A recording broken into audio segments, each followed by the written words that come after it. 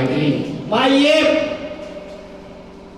6वी 7वी 8वी 9वी तुमचं जे काय ऐकली या वर्षी या पहिल्या टेस्ट मध्ये मी 70% घेणार 20% घेणार.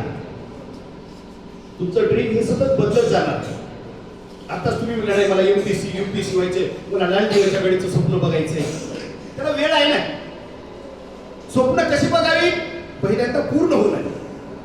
मला आज माझं ड्रीम लिहून ठेवायचं. आज मी इंग्लिशचे 100 शब्द 100% पाठ करणारच. ते दिवसाचं तुमचं ड्रीम झालेलं आहे.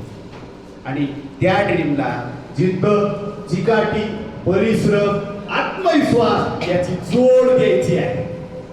तसं आपण कधी कधी लिहून ठेवतो, त्याच्याकडे बघतच नाही. तसं आपण दररोज मेकअप करतो ना, तसंच त्या ड्रीमला आपल्याला मेकअप करायचं आहे. एखादं झाड लावल्याच्या नंतर आपण त्याला खत पाणी घालतो. उगाच लावलं तर येईल का ते? Every man has his own price, but he know it. प्रत्येक माणसाला त्याची किंमत असते, फक्त ती त्याला माहिती पाहिजे. तुझं आहे तुझं पासी का जागा चुकलास. तुमच्याकडे आहे टॅलेंट, प्रत्येकाकडे ठासून बुद्धिमत्ता भरलेली आहे, पण त्या बुद्धिमत्तेचा वापर तुम्ही करताय का? बरोबर आहे का? तुमच्याकडे जी बुद्धिमत्ता आहे, तुमच्याकडे 8 तास अभ्यास करण्याची क्षमता ठासून भरलेली आहे, आणि मी अर्धाच तास अभ्यास करतो. 7.5 तास तुमचे वाया चाललेत का वाया?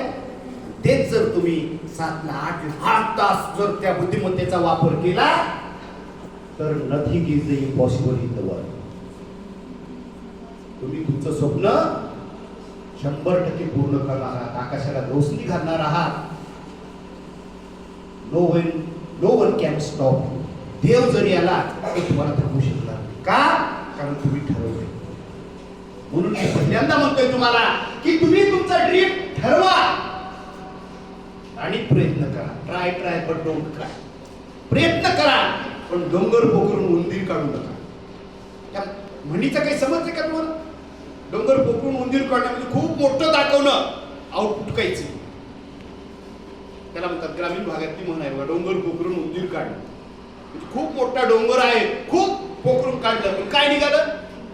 ते हिंदीमध्ये आहे बघा, खोदा पहाड असं करू. आणि तुम्ही जर ताणतणावामध्ये असाल, एक दिवस सुद्धा होण्यासारखा लागतो. म्हणून हे सगळं करत असताना पहिल्यांदा कसं राहायचे? आपल्याला प्रसन्न राहायचे. Health is wealth. मग आता प्रसन्न राहण्यासाठी मी जर तुम्हाला ते काही सांगत बसलो तर नाही, व्हिटॅमिन ABCD काय खायचे खा, कसंही राहा, चांगलं राहा, मेकअप करा, काय करायचे करा. फक्त आपलं आउटपुट काय पाहिजे? तब्येत चांगली असली, मन प्रसन्न असलं पाहिजे, मन निरोगी असलं पाहिजे.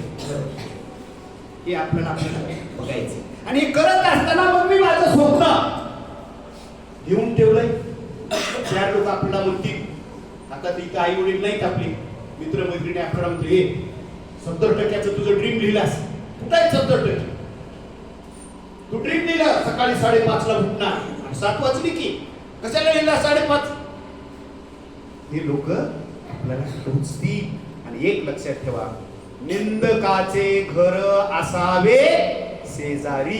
जेवढे लोक तुमची निंदा करतील, जेवढे लोक तुमचे वीक पॉइंट सांगतील, तेवढं तुमच्यासाठी चांगलं आहे. लक्षात ठेवा, जे लोक तुमचे वीक पॉइंट सांगतात ना, त्यांना अगोदर फुलं व्हा. कारण यांच्यापेक्षा आपल्याला मोठं व्हायचे, ते आपल्याला जाण करून देतात. तू करू शकत नाहीस. आपल्या मनामध्ये म्हणायचं वेट अँड वॉच.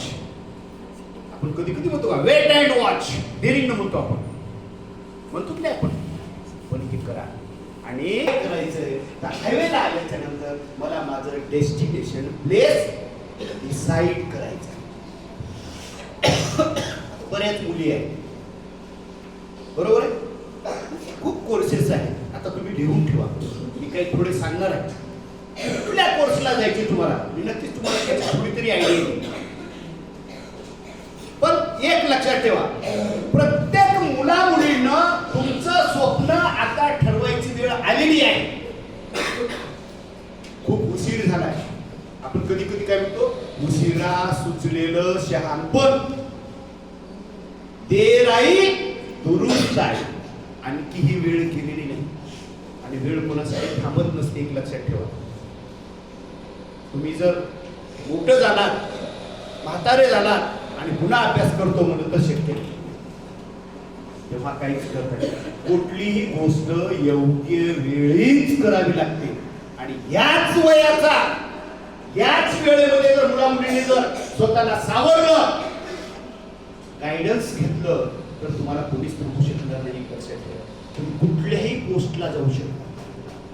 बघा ना स्वप्न, चांगल्या ऑफिसचं स्वप्न बघा, 4 व्हीलरमध्ये स्वप्न बघा, एखादा बॉस होण्याचं स्वप्न बघा. पण कसं? गुंडगिरी करून, चोरी करून, लबाडी करून नाही. ताट मान हे भाग्य समजतो, लाचारी कधी शिकू नको, अन्यायासाठी लढणारा हो इमान आपले विकू नको.